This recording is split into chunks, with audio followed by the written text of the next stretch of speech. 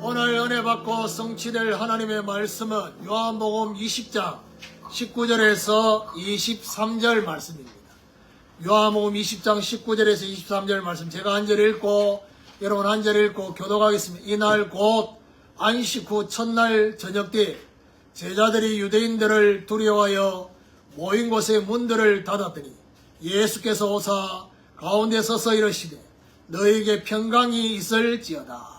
이 말씀을 하시고 손과 옆구리를 보시니 제자들이 주를 보고 기뻐하더라. 예수께서 또 이르시되 너에게 평강이 있을지어다. 아버지께서 나를 보내신 것 같이 나도 너희를 보낸다. 이 말씀을 하시고 그들을 향하사 숨을 내쉬며 이르시되 성령을 받으라. 같이 읽읍시다. 너희가 누구의 죄든지 사하면 사하여질 것이요 누구의 죄든지 그대로 두면 그대로 있으리라 하시니라. 교독한 말씀을 가지고 새로운 시작의 부활이라는 제목으로 말씀을 전가하기로 합니다. 옆에 분하고 인사하도록 합시다. 부활의 주님과 함께 새로운 시작을 합시다. 부활의 주님과 함께 새로운 시작을 합시다. 매년 우리가 부활주의를 지킵니다.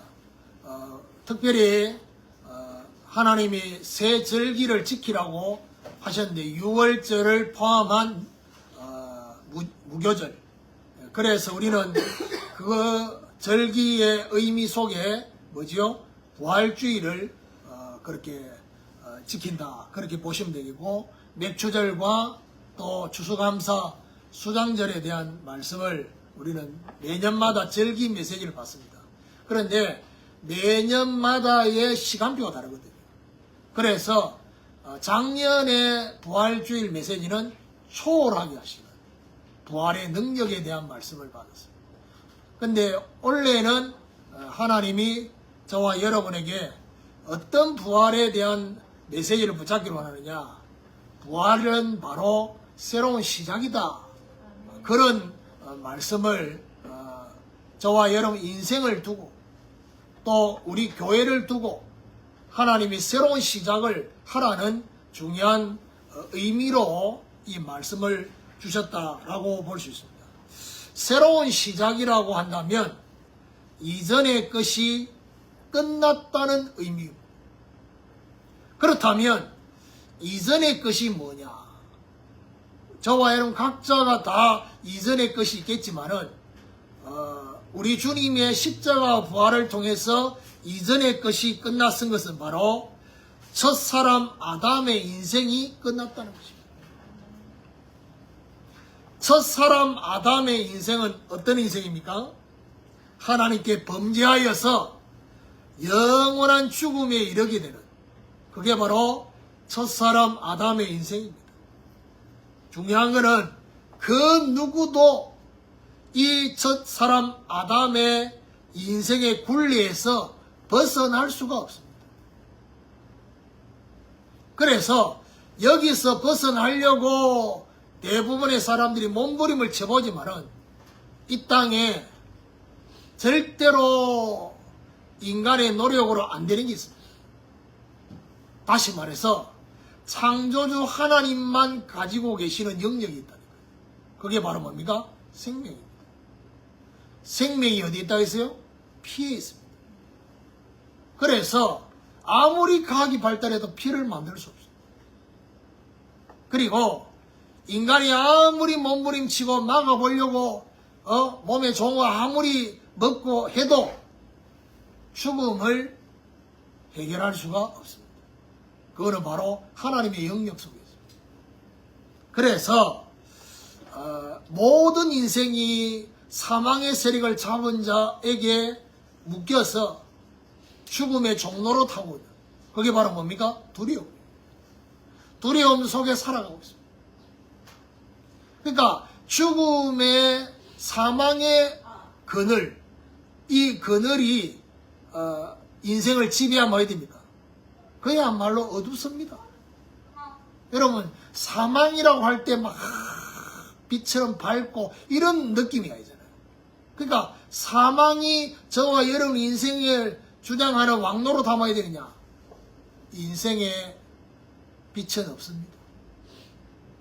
두려움과 불안과 이런 정신적인 고통이 그 사람의 인생을 지배할 수밖에 없어요. 그래서 예수 그리스도의 부활은 바로 어떤 의미냐? 이 굴레에서 벗어나게 하는 뭐냐? 시작이라는 것입니다. 그래서 오늘 저는 이 말씀을 가지고 오늘 아침에도 묵상하면서 어떤 묵상이 되어졌냐면요. 사람들은 다 새로운 시작이라는 말을 좋아합니다. 또 새로운 시작을 하려고 마음도 먹습니다. 근데 중요한 거는 그 새로운 시작이 어디서부터 시작하느냐? 이게 되게 중요합니다. 어떤 새로운 시작이냐? 이게 중요합니다.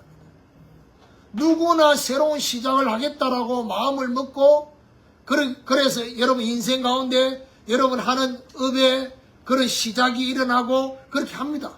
그러나 결국 오늘 저와 여러분이 점검되어야 될 것은 어느 시점에서부터 새로 시작하는 그리고 누구와 함께 새로 시작하는 그리고 이 새로운 시작은 결국 무엇 하기 위한 새로운 시작이냐 이런 거에 대한 질문을 하면서 새로운 시작을 해요. 그러니까 내가 너무 반복되는 그런 무너짐과 갈등과 막 이런 것 때문에 새로운 시작을 해야지 이런 차원이 아니라 정말 저와 여러분이 어떤 시작을 무엇을 위해서 새로운 시작을 할 것인지 오늘 이런 중요한 의미를 저와 여러분 마음에 담고 진정으로 우리 주님과 함께 새로 시작하는 이런 축복이 있기를 예수 그리스도 이름으로 축원합니다. 자, 그럼 첫 번째로 첫 아담의 인생을 끝낸 십자가입니다. 어떤 면에서는 저와 여러분의 첫 번째 시작이 바로 어디가 되어야 되느냐? 첫 아담의 인생을 끝낸 십자가로부터 시작합니다. 무슨 말이냐? 우리 주님이 저와 여러분의 첫 아담의 모든 인생, 참 제가 1대지, 2대지, 3대지를 담으면서도 평상시에 제가 쓰는 표현이 아닙니다. 이게. 근데 희한한 거는 이게 기도의 지금 노마스 메시지와 함께 맞물려가 이게 지금 이렇게. 그러면 지난 주간까지 기도의 메시지를 받았으면 이게 무슨 의미인지를 벌써 1대지 타이틀에서 벌써 답이 납니다. 그러면 어떤 생각을 할 수밖에 없냐? 그렇다면 십자가에서 시작한다는 말은 결국 무슨 말이죠? 갈보리산에서부터 시작하는 것입니다. 그러면 갈보리산에서부터 시작하는 시작과 그렇지 않는 시작은 뭐가 다릅니까? 이게 중요합니다. 모든 것을 다 끝낸 것에부터 시작하는 것과 아직 저와 여러분이 끝나지 않은 것들이 너무 많은 것에서 시작하는 건 다릅니다.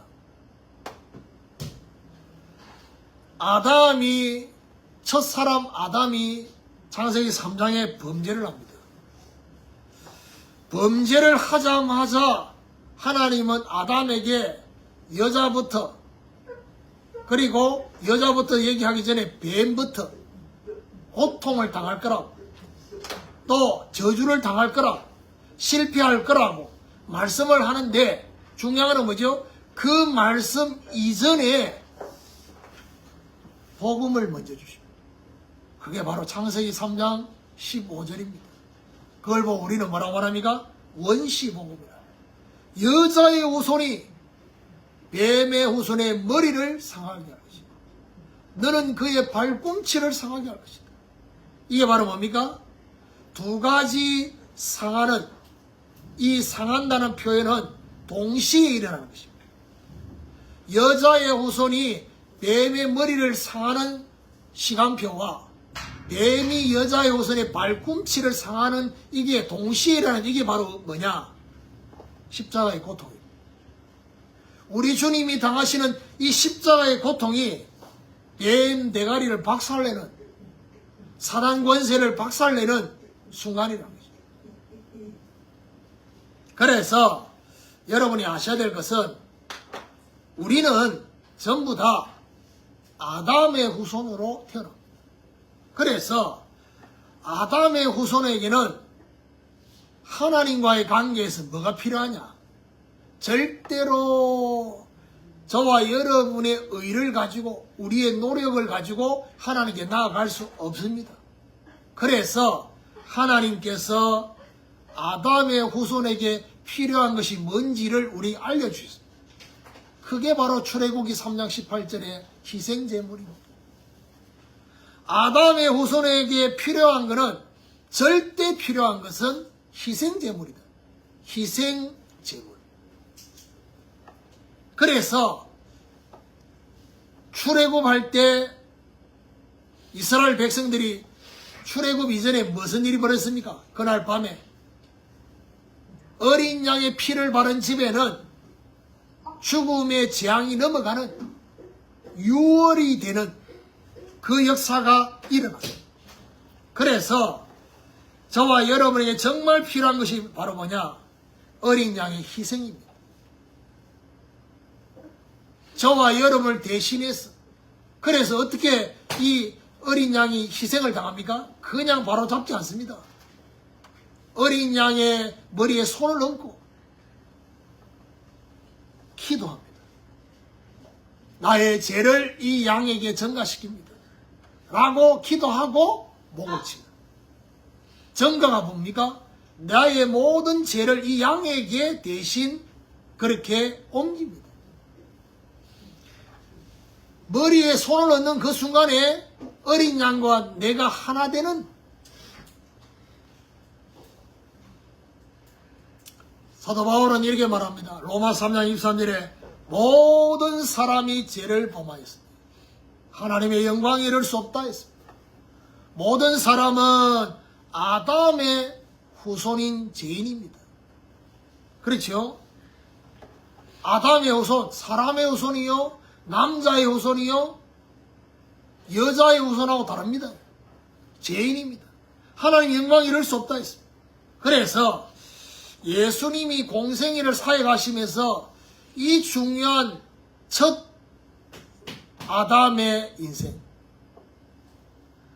첫 아담의 인생을 끝내기 위해서 예수님이 직접 말씀했습니다. 마가복음 10장 45절에 인자가 온 것은 섬김을 받으려 온 것이 아니라 많은 사람을 위해서 대신 속죄 제물이 되기 위해서 왔다 했습니다. 그게 바로 뭡니까? 하나님이 우리 인간에게 하나님과의 관계를 회복하도록 구약의 희생제물의 그 어린 양, 그분을 상징하는 예수 그리스도가 대신 속죄 제물이 되신 거죠. 그래서 예수님이 십자가를 지시면서 십자가상에서 중요한 말씀을 하신 7가지 말씀을 보고 가상칠언이 되잖아요. 근데 그 가상칠언 중에서 거의 마무리 되는 단계에서 뭔 얘기를 했습니까? 요한복음 19장 30절에 다 이루셨다. 근데 예수님이 이미 십자가를 지기 전에 요세푸스라는 학자는 뭐지요? 이 십자가 짊어지고 갈 힘이 없어가지고요. 계속 쓰러졌다잖아요. 수없이 쓰러지는데 쓰러질 때마다 피를 토했습니다. 그러니까 이미 피를 너무 많이 흘렸어. 그런 가운데 예수님이 십자가를 지셨습니다. 힘이 없습니다. 그런데 성경에 보니까 요한복음 19장이 뭐라 합니까? 다 이루었다라고 말할 때는 어떻게 해요? 큰 소리를 지르면서 마지막 힘을 테텔레스타이라고 다 이뤘다 했어요. 첫 아담의 죄와 죽음을 해결했다는 것입니다. 테텔레스타이가 바로 뭐죠? 하나님께 모든 것을 지불했다. 저와 여러분을 대신해서 대속. 그래서 여러분 아셔야 됩니다. 첫 아담의 인생을 끝낸 십자가와 나는 어떤 관계가 있냐는 것입니다. 이게 중요합니다. 분명히 우리 주님은 다 이루었다고 말하고 다 끝냈다고 하는데 저와 여러분에게는 아직 끝나지 않는 것들이 너무 많습니다. 그래서 바울은 이런 고민과 갈등과 그렇게 내가 원하는 선은 행치 않고 원치 않는 악을 행한다. 오라 나는 공고한 사람이다. 누가 이 사망의 몸에서 나를 건져낼 수 있어? 성경은요, 장절이 원래 없습니다. 저와 여러분을 위해서 편의상 장절을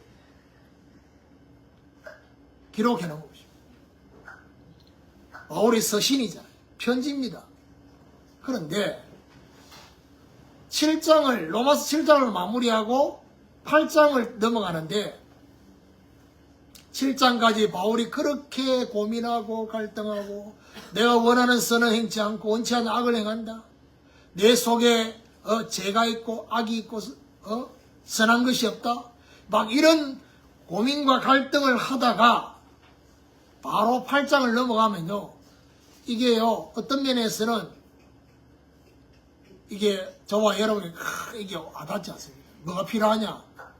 바울이 그 고민했던 그 고민을 저와 여러분이 함께 고민하는 그 시간이 있어야지 8장에 들어갈 때 이게 어마어마한 감격으로 오거든요. 그러므로 그러니까 결국 편지를 썼지만은 7장과 8장 사이에 뭐가 필요하냐? 시간이 필요합니다. 그리스도 예수 안에 있는 자에는 결코 정죄함이 없나니 이는 예수 그리스도 안에 있는 생명의 성령의 법이 죄와 사망의 법에서 너를 해방하였습니다. 여기 중요한 말이 뭡니까? 해방이란 말입니다. 자, 여러분, 저와 여러분이 잊지 말아야 될 게 뭐냐? 그리스도께서는 해결을 하셨고 우리에게는 뭘 주셨느냐? 바울은 이렇게 표현했어요. 해방이라는 표현을 했어요. 이 말이 중요합니다. 죄와 사망의 법에서 생명의 성령의 법으로 너를 해방하였습니다. 이 말은 무슨 말이죠? 해결보다 먼저 해방을 시켜주십니다. 그러니까요, 자꾸 우리는 어디에 자꾸 집중하려고 하느냐? 해결하려고 합니다. 해결할 능력도 없으면서. 중요한 건 뭐죠? 해방이 됐다 말은 이제는 더 이상 그것이 저와 여러분이 뭐가 안 된다는 얘기입니까? 문제가 되지 않는다는 것입니다. 그렇습니다. 진짜 해방은 문제가 되지 않는 것입니다. 그래서 여러분 문제가 없어진 게 아니라 문제가 되지 않는 데서부터 시작해야 돼요. 그게 갈보리산이에요. 그게 십자가예요. 우리 주님께서 저와 여러분 인생에 당해야 될 모든 고통을 다 끝낸 그 십자가로부터 시작한다는 얘기는 무슨 말이냐? 이제 나에게는 더 이상 문제될 것이 없다. 이 말은 무슨 말이죠? 문제가 없단 말이 아닙니다. 저와 여러분 개인적으로 여러분 가정에 여러분 인생 가운데 여러 가지 문제가 있을 수 있습니다. 그런데 더 이상 이것이 나를 주장하지 않는다. 이것이 저와 여러분의 마음을 주장하지 않는 그 단계, 그게 바로 뭡니까? 해방입니다. 이 해방을 누릴 때 비로소 저와 여러분 심령에 뭐가 찾아오느냐? 자유가 찾아옵니다. 자유 안에 뭐가 있어요? 참된 평안함이 있는 것입니다. 그 속에 뭐지요? 참된 지혜가. 오늘 저와 여러분 첫 아담의 인생을 끝낸 그 십자가, 그 갈보리 산에서부터 저와 여러분이 새로운 시작을 할 수 있는 그런 축복이 있기를 예수 그리스도 이름으로 축원합니다. 두 번째로 마지막 아담으로 새로운 시작입니다. 바울은 첫 아담과 마지막 아담을 가지고 비교합니다. 로마서에도 한 사람 아담과 한 사람 예수 그리스도를 비교했던 것처럼 고린도전서 15장에 보니까 첫 아담과 마지막 아담. 고린도전서 15장 45절에 보니까 첫 아담은 산 영이지만 마지막 아담은 살려주는 영이라 했습니다. 무슨 말입니까? 첫 사람 아담은 하나님이 생기를 불어넣어서 살아있는 영이었지만 마지막 아담 예수 그리스도는 저와 여러분에게 모든 구원받은 성도를 향해서 살려주는 영이다.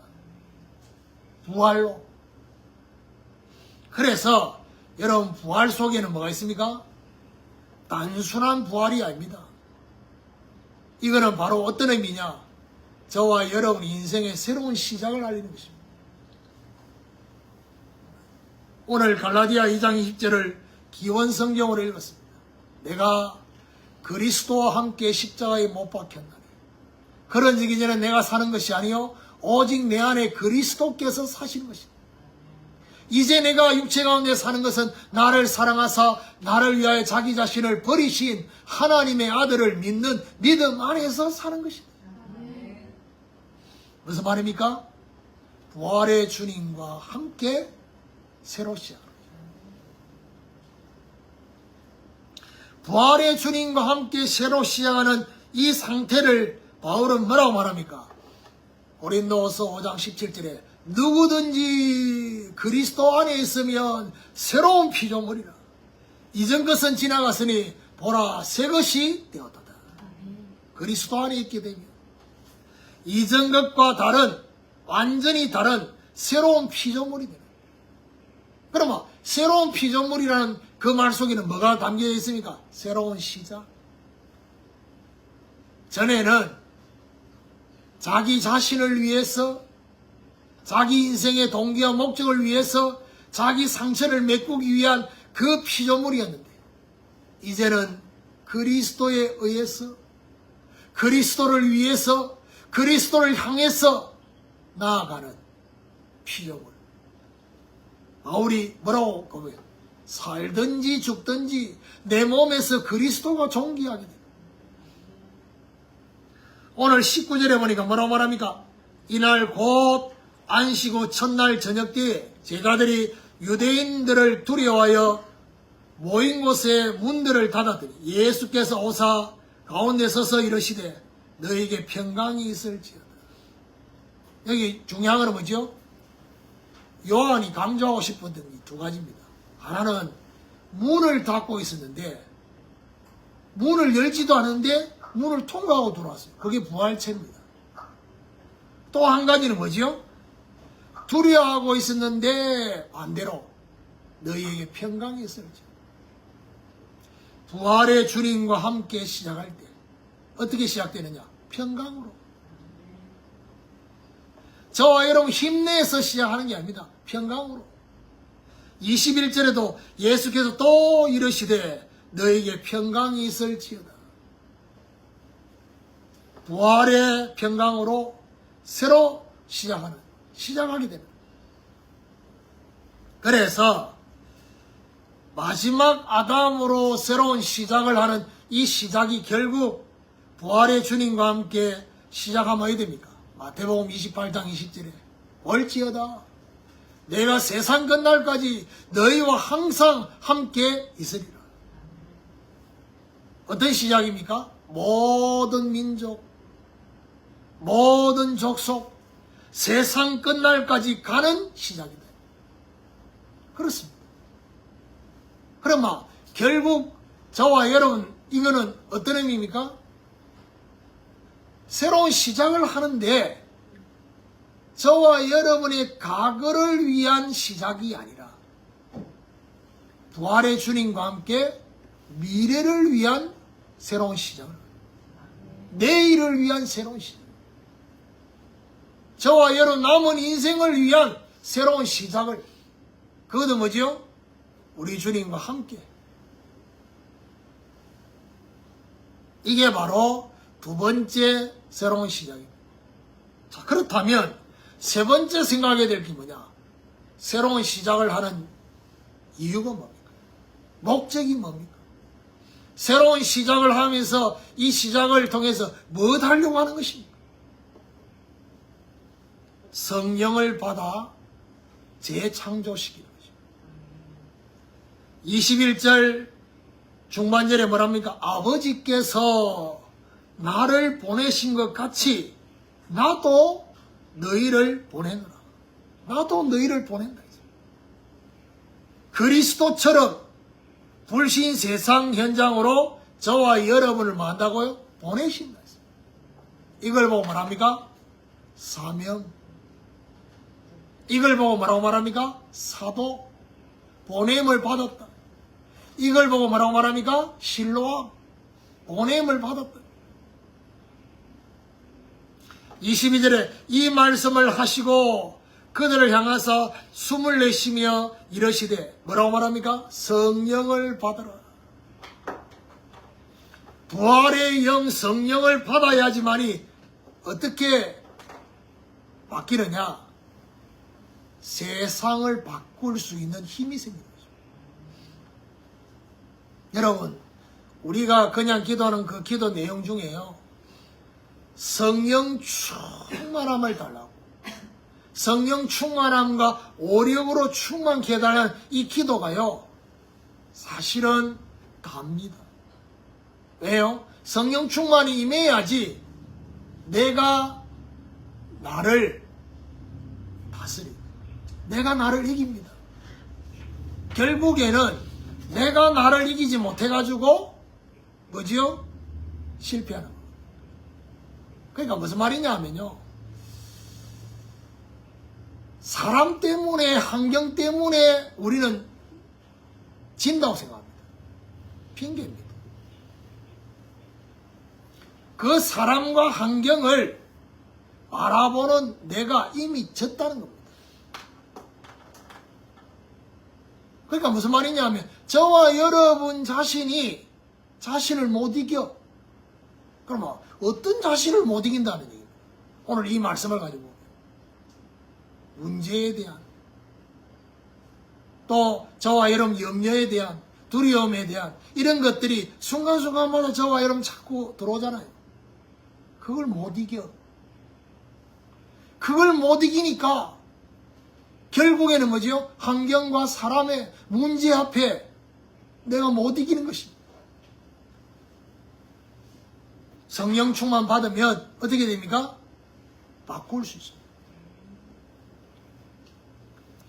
23절에 너희가 누구의 죄든지 사하면 사해질 것이요 누구의 죄든지 그대로 두면 그대로 있으리라 하시니라. 사하면 사해질 것이다. 무슨 말입니까? 성령님과 함께 재창조시키는 사역을 말합니다. 이게요, 전도자에게 주신 권세입니다. 전도자에게 어떤 권세가 주어졌느냐? 너희가 누구의 죄든지 사하면 사여질 것이요 누구의 죄든지 그대로 두면 그대로 있을 것이다. 무슨 말입니까? 복음 전하는 전도자에게는 영혼을 재창조시키는 그 역사가 일어난다는 겁니다. 어떻게 해요? 성령님과 함께. 그래서 예수님이 공생애를 다 마무리하고 이제 성천하시기 직전에 마지막으로 하신 말씀이 뭡니까? 사도행 1장 8절입니다. 오직 성령이 너희에게 임하시면 너희가 권능을 받고 예루살렘과 온 유대와 사마리아 땅까지 이르러 내 증인이 될 것이다. 약속했습니다. 이 약속 붙잡고 마가다락방에 모여서 1장 14절에 오로지 더불어 오로지 전혀 기도에 힘쓰더라. 성령 충만의 권능을 받으며 오순절의 성령으로 모든 것을 뭐하게 되느냐? 재창조시키는 것입니다. 하나님이 저와 여러분에게 어떤 신앙생활을 하기 원하느냐? 성령님과 함께 재창조시키는 이 시작을 하기를 원하십니다. 여러분, 홍해가 갈라지는 것보다 저와 여러분 생각이 갈라지는 게 더 어렵습니다. 이게 보통 우상이 아닙니다. 보통 신이 아니면 내 자신이 안 깨집니다.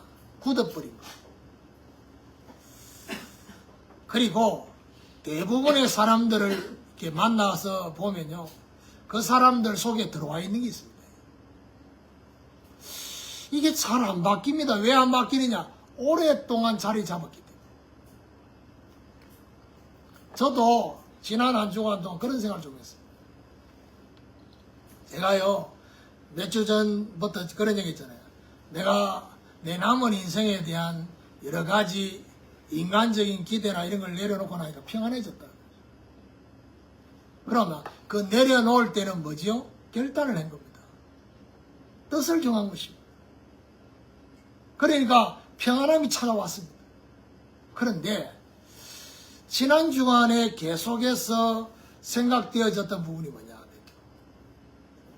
이게 오랫동안 내 안에 자리 잡았던 것이었다 보니까 나는 분명히 결단하고 내려놓고 평안함까지도 체험했는데 어느 순간에 또 이게 어떻게 표현해야 될지 모르겠어요. 들어와 있다고 해야 될지 아니면 눌렀던 것들이 다시 올라왔다고 해야 될지. 아니 이게 다시 그래서 제가요 그 생각을 딱 하고 나니까 어떻게 해요? 우리 성도들이 생각되더라고요. 그런 거 있잖아요. 목사님 이번에는 은혜 받아서 이런 결단을 하고 이렇게 바뀌었고 기도문까지도 내가 전에는 이랬는데 뜻을 잡고 이렇게 바뀌었습니다. 그랬는데 몇 주 안 지나고 나니 똑같은 고백을 또 그게 바로 뭐죠? 이게 오랫동안 자리를 잡아. 그래서 제가 지난 한 주간 동안 뭔 생각을 했냐? 시간이 필요하고. 어떤 시간요? 오랫동안 자리 잡았던 그 시간만큼 내가 하나님 앞에 이럴 때마다 계속해서 뭐가 필요하냐? 고백하고 또다시 결단하고 성령 하나님이 이걸 주장하시도 또 하나님 앞 무릎 꿇려요. 이 반복하는 시간이 필요합니다.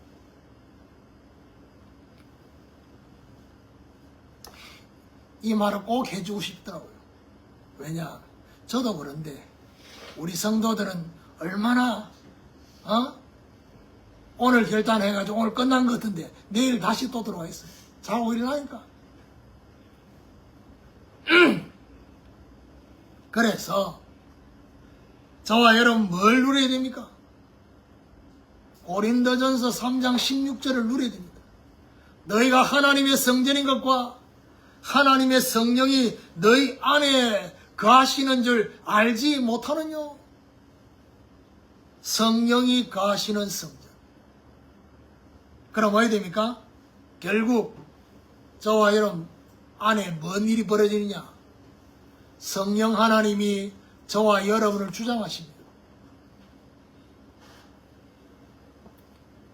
시간 정해놓고 하나님 바라보는 그 시간, 하나님의 얼굴을 대면할 때마다 어떻게 해요? 성령으로 재조명이 되고 성령으로 재해석이 되고 성령으로 재적용이 되어지는 이 중요한 비밀을 저와 여러분 누린다면 바뀝니다.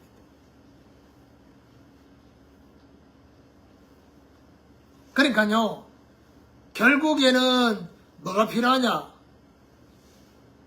저와 여러분 심령에 뭐가 필요해요? 빛이 필요합니다. 그 빛도 어떤 빛이요? 성령의 빛이. 그래야지만이 해석이 달라요.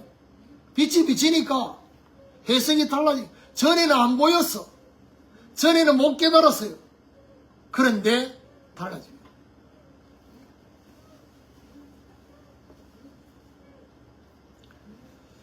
대부분의 사람들은요, 결과적으로 일어나는 것 때문에 막 반응을 합니다. 그런데 결과적으로 일어나는 것들에 대해서 반응하면 됩니까? 결과가 심해지면 반응도 심해져요. 결과가 충격적인 결과들이 오면요, 충격적인 반응을 합니다. 근데 그 속에서 하나님이 원하시는 그 근원을 저와 여러분 찾아봐야 되느냐? 그런 결과가 되풀이 되는 충격적인 결과가 와도 그런 반응을 하지 않습니다.